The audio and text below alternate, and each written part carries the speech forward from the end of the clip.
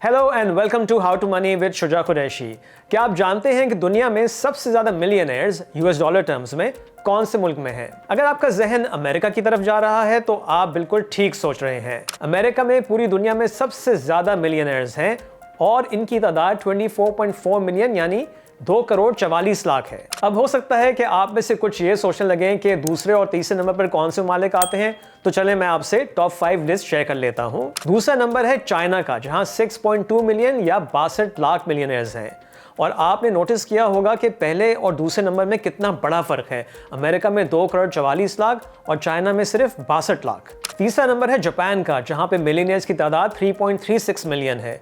चौथे नंबर पर UK with 2.85 million और पांचवें नंबर पर France with 2.8 million millionaires. Credit Suisse की ग्लोबल वेल्थ रिपोर्ट के मुताबिक सिर्फ 2020 में जब पूरी दुनिया कोविड का शिकार थी, अमेरिका में 17 लाख नए मिलियनेयर्स ऐड हुए। American author Thomas J Stanley ने अपनी किताब द मिलियनेयर नेक्स्ट डोर के लिए तकरीबन 1000 मिलियनेयर्स को स्टडी किया था और उनके मुताबिक अमेरिका के 80% मिलियनेयर्स फर्स्ट जनरेशन मिलियनेयर्स थे। यानी उनका ताल्लुक किसी अमीर घराने से नहीं था कि उनको विरसे में बहुत दौलत मिली हो, बल्कि वो अपनी मेहनत और जहानत से अमीर बने। और in other words they built there wealth. अब आप ये सोच रहे होंगे कि ये सब कुछ मैं आपको क्यों बता रहा हूँ, क्योंकि ज़्यादातर लोग ये समझते हैं कि पैसा सिर्फ वही लोग बना सकते हैं जो पहले से अमीर हो, उनका कोई बहुत बड़ा बिजनेस हो या विरसे में बड़ी जायदाद और बहुत रुपया पैसा मिला हो।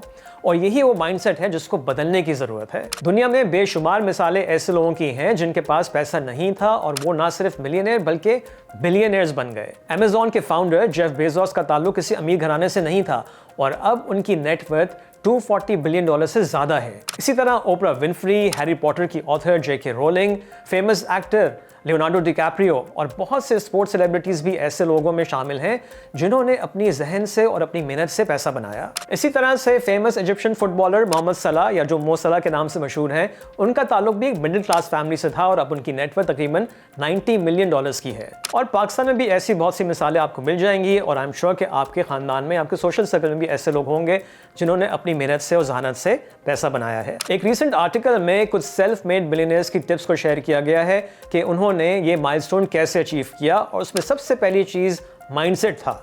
You must have the right mindset to build wealth। और आपको भी मिलियनेयर बनने के लिए इस बात का यकीन होना चाहिए कि आप भी ये कर सकते हैं। Believe in yourself, in your talent, in your abilities। Believe that you have what it takes to be really successful। Budget banana, save करना, इन्वेस्ट करना, ये सब बातें बहुत ज़रूरी हैं, लेकिन ये बाद में आनी है। सबसे पहला स्टेप है कि आपको फर्म बिलीफ हो कि आप भी वेल्थ बिल्ड कर सकते हैं। इसके बाद आप अपनी मनी हैबिट्स को बदलना शुरू करें, नए तरीके अडॉप्ट करें और जो चैलेंजेस आप अब तक फेस करते आ रहे हैं उनका कामयाबी से मुकाबला करना सीखें। फेलियर को अपॉर्चुनिटी समझना चाहिए और उस फेलियर से दिल बर्दाश्त नहीं होना चाहिए। उसके बजाय अब असेस करें कि आपने कहाँ गलती की और उस गलती को आप कैसे ठीक कर सकते हैं, उस पर काम करें। यहाँ पर मुझे हेनरी फोर्ड का एक कोट याद आ रहा है। उन्होंने कहा था कि failure is the opportunity to begin again, this time more intelligently. Self made millionaires का दूसरा स्टेप है रिस्क मैनेज करना। जिंदगी में कुछ बड़ा अचीव करने के लिए हमको रिस्क लेने पड़ते हैं और self made millionaires are risk takers. लेकिन इसका ये मतलब नहीं कि हम बगैर सोचे समझे कोई काम शुरू कर दें। रिस्क को इवैल्यूएट करना होता है और मैनेज करना होता है। हम जो भी काम करने जा रहे होते हैं उसके मुख्तलिफ आउटकम्स या रिजल्ट्स का जायजा लेना चाहिए। अपनी रिस्क टॉलरेंस को मद्देनजर रखें और फिर उसके अंदर रहकर काम करें। मैंने अपनी एक वीडियो में वॉरेन बफेट का एक कोट आपको बताया था जो रिस्क से रिलेटेड था। वॉरेन बफेट कहते हैं कि risk comes from Not knowing what you are doing। इसका मतलब ये है कि आप अपने रिस्क को मिनिमाइज कर सकते हैं जब आप कोई भी काम समझ कर करेंगे। तीसरे नंबर पर मनी मैनेजमेंट आती है। अक्सर लोग बहुत पैसा तो बना लेते हैं लेकिन फिर उस पैसे को मैनेज नहीं कर पाते। मैंने इससे पहले भी एक वीडियो में सेलिब्रिटीज का जिक्र किया था जिन्होंने बहुत पैसा बनाया, लेकिन चूंकि उनको पैसा मैनेज करना नहीं आता था लिहाजा वो बैंकरप्ट हो गए। इसी तरह से ऐसे भी लोग हैं जिनकी इनकम बहुत ज्यादा नहीं थी लेकिन वो थोड़ा थोड़ा सेव करके इन्वेस्ट करते रहे और वक्त के साथ साथ उन्होंने काफी पैसा बना लिया। लिहाजा मनी मैनेजमेंट स्किल्स भी आना जरूरी हैं जिसमें बजटिंग, सेविंग और इन्वेस्टिंग शामिल है। The point is the same जो मैंने वीडियो के शुरू में कहा था कि इनकम लेवल मैटर नहीं करता। ऐसे भी लोग हैं जो फर्ज करें महीने के 5 लाख रुपए कमाते हैं लेकिन महीने के आखिर तक वो सब खर्च हो जाता है और उनको अगले महीने का इंतजार होता है। और फिर ऐसे भी लोग हैं जो सिर्फ 2 लाख की माहाना आमदनी में से भी 10-20% बचा लेते हैं और इन्वेस्ट भी कर देते हैं। लेकिन ये बात भी ठीक है कि कम आमदनी वालों के लिए ये एक बड़ा चैलेंज होता है, ताहम ये नामुमकिन नहीं। इसमें अहम बात यह है कि आप अपनी ज़िंदगी में जितनी जल्दी सेविंग और इन्वेस्टिंग की अहमियत जानकर ये स्टेप्स लेना शुरू कर देंगे, उतना ही आप फायदे में रहेंगे। चौथी बात है मल्टीपल इनकम स्ट्रीम्स, यानी एक से ज़ायद आमदनी के ज़राए। अभी मैं रिस्क की बात कर रहा था, और सबसे बड़ा रिस्क जो लोग ले रहे होते हैं अनकॉन्शियसली, वो है सिर्फ एक इनकम पर भरोसा करना।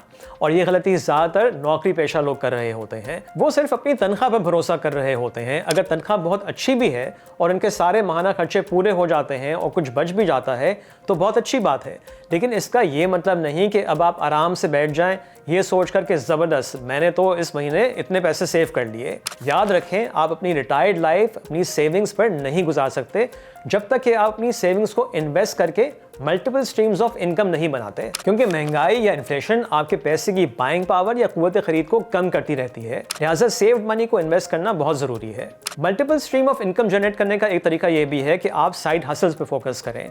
आपकी कोई भी टैलेंट या एबिलिटी है तो उसको यूज़ करके आप एक्स्ट्रा इनकम कमा सकते हैं। 5वें नंबर पर है to avoid becoming a lifestyle creep. इसका मतलब ये है कि जब आपकी आमदनी में इजाफा हो तो आप अपने खर्चे भी उतने ही बढ़ा लें जिससे कि आपकी आमदनी में इजाफे का असर ज़ायल हो जाए। और 6ठे नंबर पर आता है नेटवर्क बिल्ड करना।